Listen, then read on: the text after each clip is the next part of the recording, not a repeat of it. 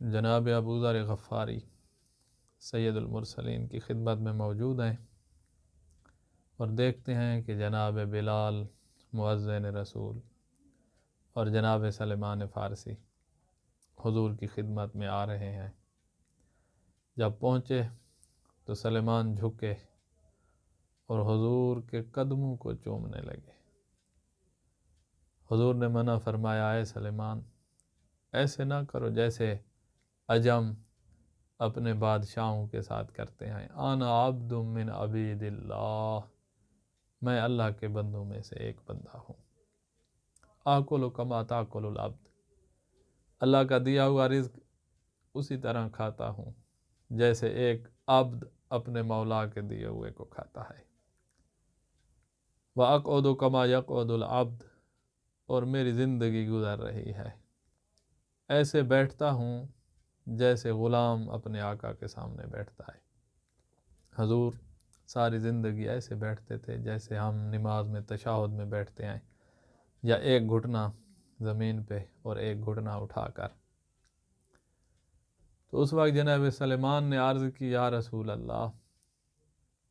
اللہ کا واسطہ دے کر سوال کرتا ہوں کہ آج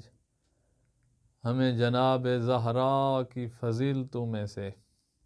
ایسی فضیلت بیان کریں جو بروز محشر جناب زہرا کو عطا کی جائے گی، قیامت کے دن جو جناب زہرا کی فضیلت ہوگی۔ جب یہ سلمان نے سوال کیا، حضور کا دل اتنا خوش ہوا۔ جب اہل بیت کے بارے میں کوئی اس طرح کی بات پوچھتا تھا تو حضور کے دل سے خوشی اٹھ کر چہرہ اقدس پہ آشکار ہو جاتی تھی۔ مسکرا رہے ہیں اور فرمایا، اے سلمان، جب کنیز خدا میری بیٹی زہرا میدان محشر کی طرف آئے گی تو پیدل نہیں، ایسی ناکہ پہ سوار ہوگی جس ناکہ کے سر سے خشیت خدا اور جس ناکہ کی آنکھیں نور خدا سے ہوں گی۔ پھر حضور اس ناکہ کی صفات بیان کرنے لگ گئے اور اس کے بعد فرمایا، وہ ناکہ جب میدان محشر کی طرف آ رہی ہوگی تو اس کے دائیں جانب جناب جبرائیل ہوں گے، اس کے بائیں جانب جناب میکائیل ہوں گے، اس کے آگے علی ابن ابی طالب چل رہے ہوں گے، اور اس ناکہ کے پیچھے حسن و حسین آ رہے ہوں گے۔ اور جب فاطمہ میدان محشر میں آئے گی اس وقت رب العالمین کی طرف سے ندا آئے گی، یا معشر الخلائق، یا معاشر الخلائق غضوا ابصارکم، اے میدان محشر میں موجود لوگوں، اپنی نظریں نیچے کر لو، اپنی آنکھیں بند کر لو، وَنَكِّسُوا رُؤُوسَكُمْ، اور اپنے سر جھکا لو۔ اب تمہارے نبی کی بیٹی، تمہارے امام کی زوجہ اور حسن و حسین کی ماں فاطمہ تشریف لا رہی ہے۔ جب بی بی میدان محشر میں آئے گی، بعض روایات میدان محشر میں بی بی کے آنے اور مومنین کی شفاعت کی تفصیل بیان کرتی ہیں۔ اس روایت میں یہ ملتا ہے کہ میدان محشر میں نظریں جھک جائیں گی، سر جھک جائیں گے، اور بی بی جب جنت میں داخل ہوں گی اور دیکھیں گی وہ نعمتیں، وہ کرامتیں جو رب العالمین نے اہل بیت کے لیے جنت میں تیار کر رکھی ہیں، تو اس وقت بی بی یہ آیت تلاوت کر رہی ہوں گی، بسم اللہ الرحمن الرحیم، الحمدللہ الذی اذھب عنا الحزن ان ربنا لغفور شکور، الذی احلنا دار المقامۃ من فضلہ لا یمسنا فیہا نصب ولا یمسنا فیہا لغوب، کہ ساری تعریفیں ہیں اس اللہ کے لیے جس نے آج ہم سے غموں کو دور کر دیا، آج پریشانیوں کو دور کر دیا، آج فاطمہ کی مصیبتیں ختم ہو گئیں، آج فاطمہ کا دل مسرور ہو گیا ہے ان ربنا لغفور شکور، بے شک ہمارا رب بڑا معاف کرنے والا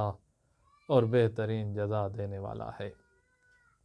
یہ آیت جب تلاوت فرما لیں گی تو رب العالمین کی طرف سے ندا آئے گی، یا فاطمہ آج تمنا کرو، آج سوال کرو، میں رب العالمین جو مانگو گی عطا کروں گا، اور اپنی تمنا ظاہر کرو، میں آج تجھے راضی کر دوں گا۔ اس وقت بی بی جواب میں فرمائیں گی انت المنا و فوق المنا، پروردگارا فاطمہ کی کوئی تمنا نہیں ہے، تمنا تیرا وصال ہے، اور تیری ذات ہر تمنا سے بلند ہے۔ ہاں پروردگارا ایک سوال ہے فاطمہ کے پاس، آج میں سوالی بن کے ایک سوال تجھ سے کرتی ہوں۔ پروردگارا میرا سوال یہ ہے کہ اللہ تعذب محبی و محبی اطرتی بالنار، پروردگارا آج میرے حبداروں کو اور میری اطرت و اولاد کے حبداروں کو جہنم کی آگ سے بچا لے۔ یہ سوال جب بی بی بارگاہ پروردگار میں پیش کریں گی تو اس وقت رب العالمین کی طرف سے یہ جواب آئے گا، یا فاطمہ و عزتی و جلالی و ارتفاع مکانی، اے فاطمہ مجھے اپنی عزت کی قسم، مجھے اپنے جلال کی قسم، مجھے اپنے بلند مکان کی قسم، لقد آلیت علی نفسی قبل ان اخلق السماوات والارض بألف سنہ، کہ میں پروردگار قبل اس کے کہ میں آسمان اور زمین کو خلق کرتا، زمین و آسمان کی خلقت سے 2000 سال پہلے میں اللہ نے اپنے اوپر یہ قسم کھائی تھی کہ اللہ اعذب محبی کے و محبی عطرت کے بالنار، کہ میں فاطمہ کے حبداروں کو اور فاطمہ کی عطرت اور آل کے حبداروں کو جہنم سے امان دوں گا۔ رب العالمین جناب زہرا وہ کہ جس پہ جناب زہرا راضی ہو جائے اس پہ رب العالمین راضی ہو جاتا ہے۔ امت کے گناہ گاروں کو، خطا کاروں کو جو اپنے گناہ معاف کروانا چاہتے ہیں اور رب العالمین کو راضی کرنا چاہتے ہیں، حضور سید المرسلین صلی اللہ علیہ وآلہ وسلم ایسے گناہ گاروں اور خطا کاروں کو یہ تحفہ دے کر گئے ہیں کہ میری بیٹی کو راضی کر لو، میرا اللہ تم پہ راضی ہو جائے گا۔ اور جس پہ اللہ راضی ہو جائے اس کو اور کیا چاہیے؟ جس پہ رب العالمین کی رضا نازل ہونے لگ جائے اس کو اور کیا چاہیے؟ یہ اہل بیت کے دلوں میں مومنین کی محبت ہے۔ کوئی ماں اتنی محبت نہیں رکھتی جو محبت جناب زہرا کو مومنین سے ہے۔ مولا امام حسن مجتبیٰ فرماتے ہیں کہ جمعہ کی رات تھی اور میری ماں زہرا عبادت میں مشغول، مصلی عبادت میں کبھی سجدے کبھی رکوع، اور اس عبادت میں بار بار دعا،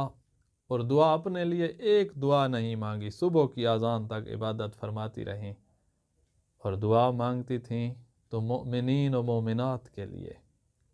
اور ایسے بھی نہیں کہ مومنین و مومنات کے لیے اجمالی دعا، ایک ایک کا نام لے کر میری ماں زہرا دعائیں مانگتی رہی، اور ساری رات دعائیں مانگتی رہی۔ یقیناً زہرا کو پتہ ہے اس زمانے میں کون مومن ہے اور آنے والے زمانوں میں کون مومن ہوگا، اور یہ طریقہ سید المرسلین کا تھا۔